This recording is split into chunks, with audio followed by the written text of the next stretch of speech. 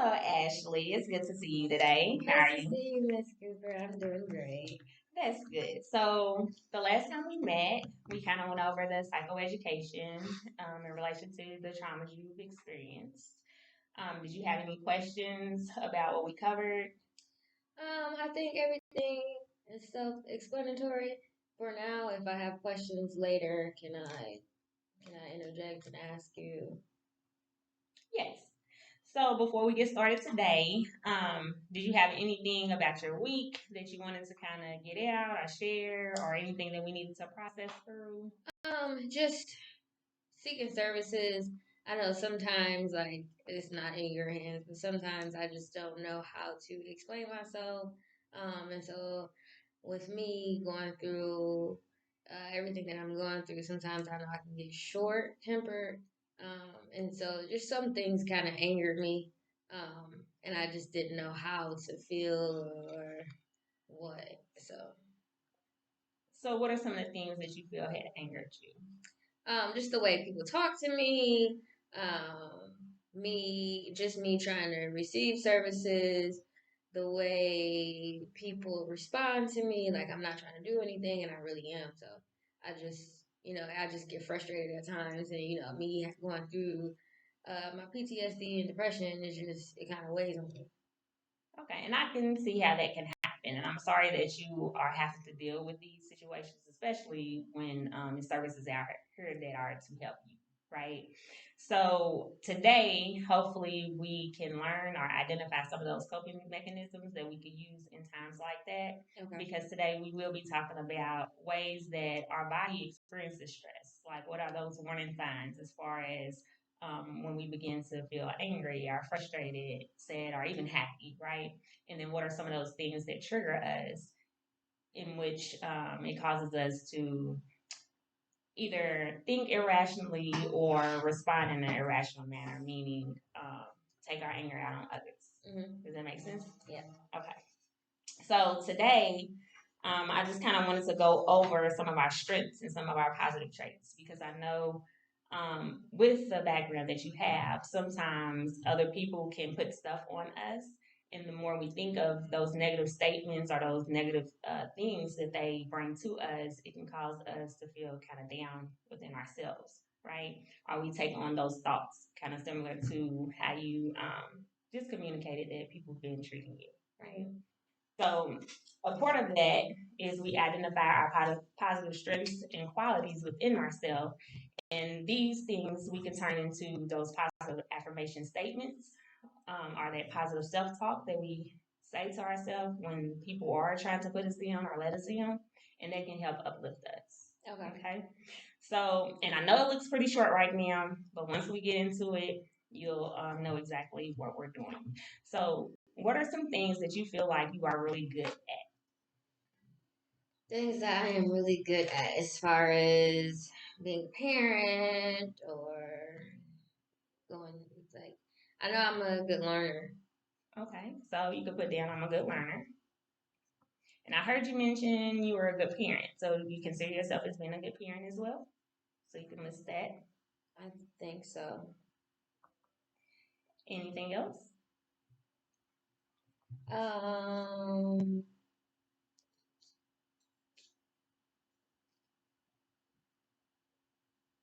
I'm trying. I don't give up easy, so Okay, so I don't give up easy. We can write that down as well. So from these things, this is how we're going to figure out our positive qualities and strengths within ourselves, right? Learner. So what does it take to be a good learner? What type of skills you feel you need to have? I definitely have to listen. So good listening skills? Yeah. Okay. So you see yourself as being a great listener then? Yes. So good listener is what we can list. What else does it take? A good learner, you gotta be a good listener. So actually, what does it take to be a good listener though? Like what are some of those skills that you have to be a good listener? Stop talking. So you have to be quiet. Okay. So we can put be quiet or be silent, right? What else? Be a good listener. You gotta be quiet. You have to actually take in what the person is saying. So you have to be open. Yes. Okay. So we can have open-minded, right? Minded. Yes. Okay. What else? That's all I got right now. Okay. And so I heard you say you have to be quiet. So to me, that speaks as actively listening to someone, right? So just really taking in what someone has to say. So we can say you're an active listener. We also had pointed out being open minded, and along with that kind of comes being non judgmental, right? Yeah, I guess so. So we can list down non judgmental.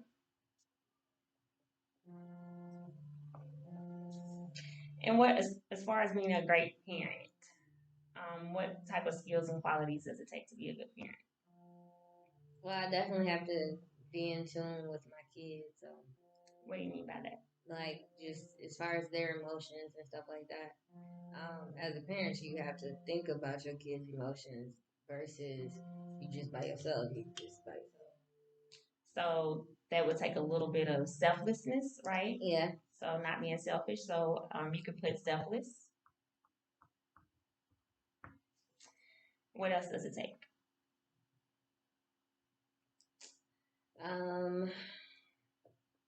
Well, it takes money, but right now I don't have money, so. Okay. Besides money, though. Love and affection. So you're very loving and caring, right? Would you say that you're responsible? Because it takes a certain amount of responsibility to care for others. Okay. And then what about nurturing? I'm nurturing, but I think I can work on it. But you have done some nurturing, right? Yes. Okay. So we're going to move on to your last thing that you felt you were really good at, which is not giving up easily. Tell me a little bit about that. I can just give up and just not do anything. But at least I'm like trying. I'm trying to get back in school. I'm trying to, because in order for me to be financially stable, I have to figure out a way to make a living. So I have to go back to school. So I'm trying to get back in school. Like I'm taking the necessary steps so I can provide for me and my kids. So would you say you're motivated? Yes. Okay. And would you say that you're hardworking? Yeah. Because going to school is going to take a good deal of hard work to do too, right? Yeah. Okay. Would you say you're smart? I would say so. Okay. So we can put down smart. Okay. So how many words do you have so far as positive qualities that you see within? 14. 14. A long way from when we had our first initial session, would you say? Yes. Yes. So just completing an exercise like this, we'd be surprised with many of the good qualities that we hold within ourselves, which turns into our strengths. And these things we can pull from when we are not feeling too good about ourselves. We remind ourselves of these things. Okay. Does that make sense? Yes. Okay. So the other piece I kind of wanted to go over with you today was the self-care wheel. And self-care, it helps us to balance those life stressors and our life fulfillment and enjoyment, right? Okay. So we have 6 different areas in our life to have a holistic, like, to be our holistic complete selves. Does that make sense? Yes. So we have our physical health, our psychological health, emotional health, spiritual, and if we don't have like a higher being that we believe in, we can use acts of gratitude or those acts of kindness towards others too for that area. Okay. And then we have our professional health and our personal health. So the key is to have at least 3 healthy activities that we can do in each of these areas that we want to do, that we're interested in, those things that we enjoy. That way we're putting back in ourselves. Not sure if you heard of the saying, you can't pour into others if you don't pour into yourself. Yes. So this is what this is getting into. So you being a mother, quite naturally, you're pouring into your kids all the time. Mm-hmm. And sometimes that can be overwhelming, or it can feel as if we're depleting our own energy, right? And so some days it may be a little tough, right? I heard you mention you want to try harder on your nurturing. Yes. So a piece of that, it could be some days are just a little tougher than others because we're not taking that time to put back into ourselves. So self care is very important. Okay. So some examples that they have for physical health are safe housing, regular medical care, eating healthy, exercising, taking vacations, getting massages, right? Doesn't always have to be things that cost. It could be as simple as taking a walk around the block. So just giving you some of that downtime. Okay. What are some things that you feel like you can do for your own physical health? Definitely eat healthier. Definitely I can exercise.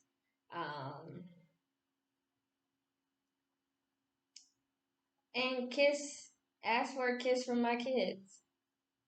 Okay. Do you think that's something that maybe you and your kids both could probably benefit from? Yes. When's the last time you feel that you've done those things? I try to kiss my kids every day. But as far as like eating healthy and exercising, it's kind of hard. Just because, like you said, it's kind of hard to pour into yourself. So you just kind of grab something. Mm-hmm. And then like the exercise part is like, what time do I have to exercise? So can you see yourself maybe incorporating some of these things for like family activities? Because I know you've mentioned wanting to, spend more of that time with your kids and things in our previous sessions. So that's why I'm trying to connect this back to where you don't feel overwhelmed with taking that time for yourself, but also being able to include some in with your family time. Yeah, I definitely can exercise as far as taking a walk with my kids. So I definitely can do everything with my kids and myself. Okay. Moving on to our emotional health. So some of the examples that they have for emotional health are affirmations, self-love, self-compassion, laughing and watching funny movies. What are some things that you feel like you can do for your emotional health? Definitely affirmations. I actually have some friends who said affirmations work really well, and they have like substance issues. So I think I'll go with that. And they've been clean for a while. Um, um, watch a funny movie. I love funny movies. I don't like horror movies or anything like that. Would definitely be one. I can definitely incorporate that with my kids, and as well as giving them affirmations along with kisses. So I see how it's connecting, and cuddle with my pets. I don't have pets, but I can still cuddle with my kids. Change it out, right? Um, well, we really don't want to view our kids as pets, right? Well, no, it's just I can if I'm cuddling, I can just cut the pet out and cuddle with my kids. Cuddle with your kids. Yeah. Okay, thanks for clarifying that for me. So, also with the exercise that we did previously, as far as identifying our strengths and those positive trait words, we can use those and set them into the affirmations as well too for ourselves. Okay. Did you have any questions about what we currently talked about today? No, I think it actually helped me. I feel a lot better. I was able to learn my strengths. I learned that I have way more strengths than I actually knew I had. So that's cool. And then as far as like my self care, like you told me, I can't pour into others unless I'm making sure I'm full. So just my physical, making sure I do my physical and emotional. Whatever I'm doing, just make sure I'm incorporating my kids as well. But then also have some me time just to chill out. Yes. Okay. Okay.